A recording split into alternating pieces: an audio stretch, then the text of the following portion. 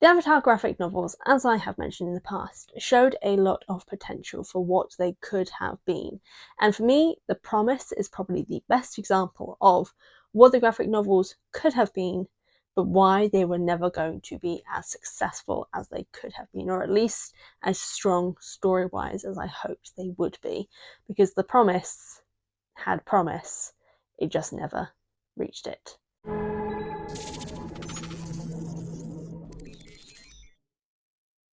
Now, The Promise takes place after the end of the Hundred-Year War, and specifically focuses on such things as the colonization that the Fire Nation committed, and the attempts to undo said colonies and remove the Fire Nation citizens from those areas and return them to the Fire Nation.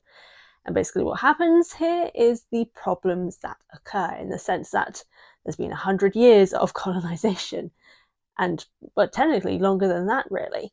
And it's because of this colonization that the families that are there now may not have been the original colonizers, but they're still here. They're still citizens of this area. They know no other life. Some have even integrated with other families. You meet a girl who is the daughter of an earthbender and a firebender, and is actually an earthbender herself who supported Ozai because of her family's status and position. We see there is a lot of connections between these different communities, though a lot of the Earthbenders and Earth Nation and Earth Kingdom people still hate the Fire Nation and want their land back. It's a lot more difficult than Zuko and Aang thought it would be when they first set out to restore the Earth Kingdom land that was stolen by the Fire Nation to the Earth Kingdom citizens. And what is interesting then that follows within the story is the fact that Zuko and Aang end up on very different sides of the spectrum, because Zuko is seeing things on the ground that Aang is not. The fact that Fire Nation citizens and Earth Kingdom citizens are working together and living together. Yeah, there is still a lot of animosity and some terrible things that are still going on there in terms of the class balances and the fact that, the Fire Nation is, not really any better than what it was before, even if Zuko is now in charge. But moving families that probably know no other life outside of this Earth Nation area that, yes, doesn't belong to them, but is a place that they've known all their lives, is a very difficult and generally complicated process. Because who stays and who goes? That in the case of the daughter that we meet, she is an earthbender who is half Earth Nation, half Fire Nation. Does she stay in the Earth Kingdom with her Earth Nation family? Does she go back to the Fire Nation that she's never known in all of her lifetime? It leads to some very complicated questions. And while it would have been interesting if The Promise had focused on things like colonization, reparations, the dealing of internal conflicts, the political sides of these things, and worked to find ways to actually deal with this problem instead of not really doing it in the end, The Promise focuses more on the conflict between Zuko and Aang's ideals.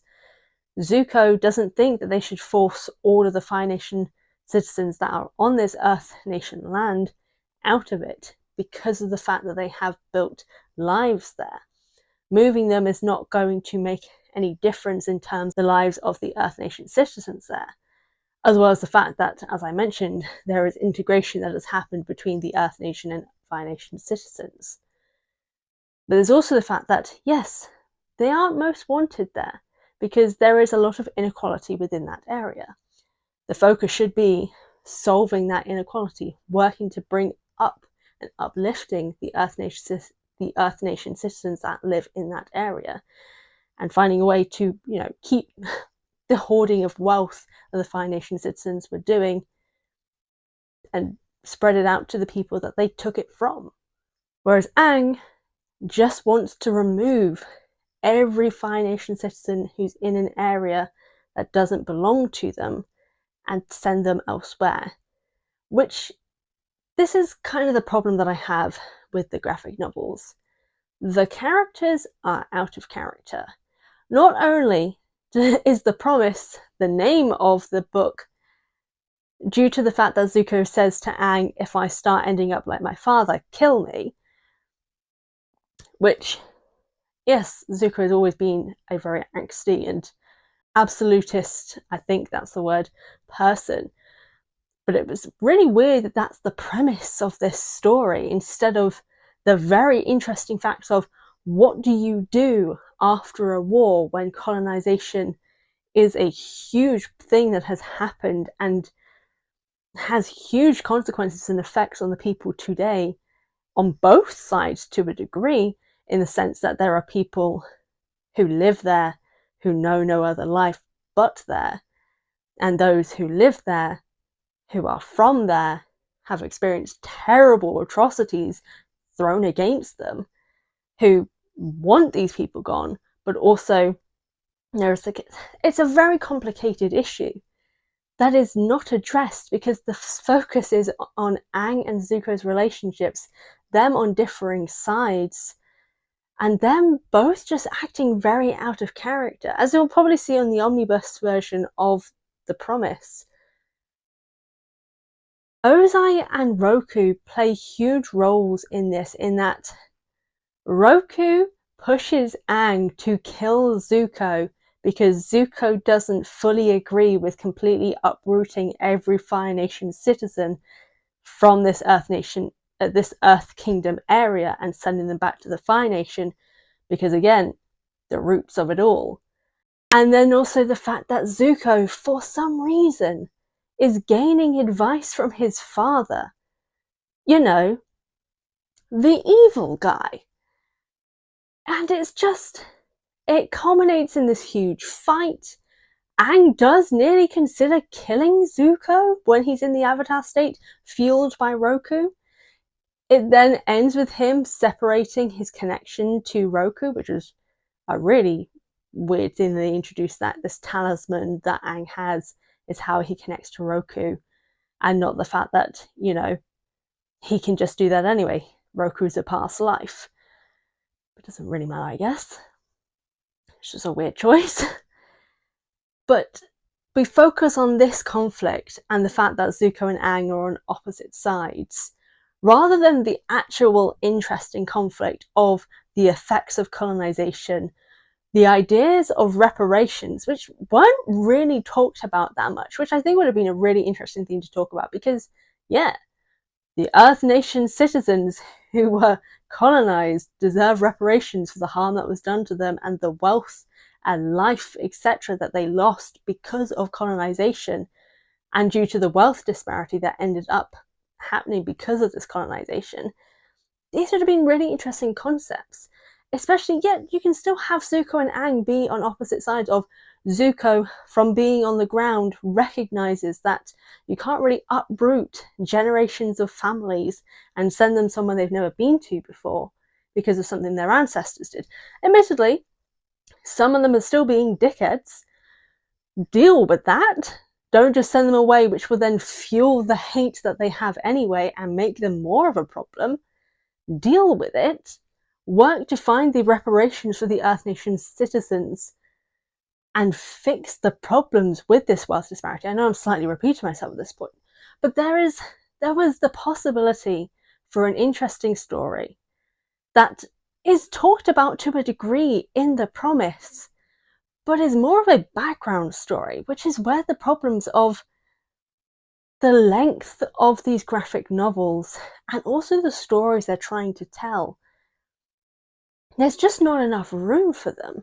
The story that The Promise is telling about, you know, the harmony movement that they're trying to do is only mentioned in The Promise. I think the only other one that slightly connects to what happens in The Promise is Imbalance, which is, I believe, the 6th graphic novel.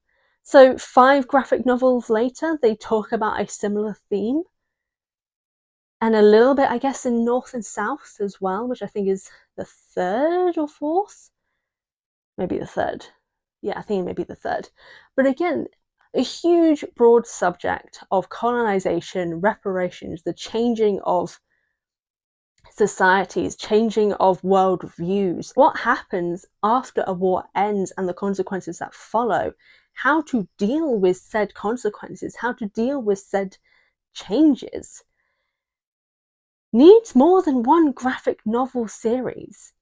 If anything, it technically should have had two. It should have had The Promise and then a follow-up to that, of a follow-up to the events that happened in The Promise. I think The Promise just showed the problems that were going to be there the whole time with these graphic novels. They're telling a huge story in a small, condensed way that more often than not does not deal with the situation the way it should be, or if it does, wraps it up real quick and just kind of like, yeah, it's fine, and then moves on. Stories like colonization cannot be dealt with in under 120 pages. Maybe more than that, maybe 150. But still, something that broad cannot be dealt with within 3 parts of a graphic novel. And because of that, and the fact that when we did have the search then following up after this, and I read through that, I kind of came to realize, this is going to be the problem with these graphic novels. They're just too small. It's like filler episodes. It's like a filler story telling a huge arc. I'm just trying to think of like another way to describe it, actually. It's like you've told a short story of something that should be an epic political novel. No, that doesn't work. It's like it's like the graphic novels are a filler story that for some reason has an entire series arc in one, but it's being told like it's a filler. I don't know if that makes any sense, but that's kind of how The Promise came across to me. It had so much potential, but because of the condensedness of it, the fact that there is no follow-up to what happens, and the fact that it is, in a sense, wrapped up incredibly quickly. I mean, they nearly went to war, and it's just very quickly resolved. Somewhat. I guess there is kind of some leeway given, but again, we never go back to it. We never find out what happens to this town. And to me, that's kind of the problem with these graphic novels. And I'll talk about it a little bit more when I cover some of the other stories, but The Promise, for me, was the first example of why these graphic novels were never going to hold up to the world of Avatar, because they just don't have the time to. But what do you think? What did you think of The Promise? Do you kind of agree with me to a degree that this is a story that was so big that it just didn't have the room in these 3 parts? Do you think there should technically be 2 different part things? Like there should be The Promise and a follow-up to The Promise, like almost like what we've got with the Kyoshi and Yang Chen novels, 2 novels for that specific story that kind of connect to each other. Though in this case, obviously, done with graphic novels in this case. I don't know, maybe I'm not making much sense, but if I am, let me know in the comment section if you agree or if you disagree. I would love to hear your thoughts on this. Again, no. As always, be sure to hit that subscribe button, check out my books. I've got a brand new one coming out next week, which is very, very exciting, and I'm very much looking forward to it coming out, which is this one over here, Way of the Wild. I also have other stuff down there as well, where you can check out my Patreon, where you can get early access to videos, all that good stuff. And yeah, thank you all so much for watching, and I'll see you all next time.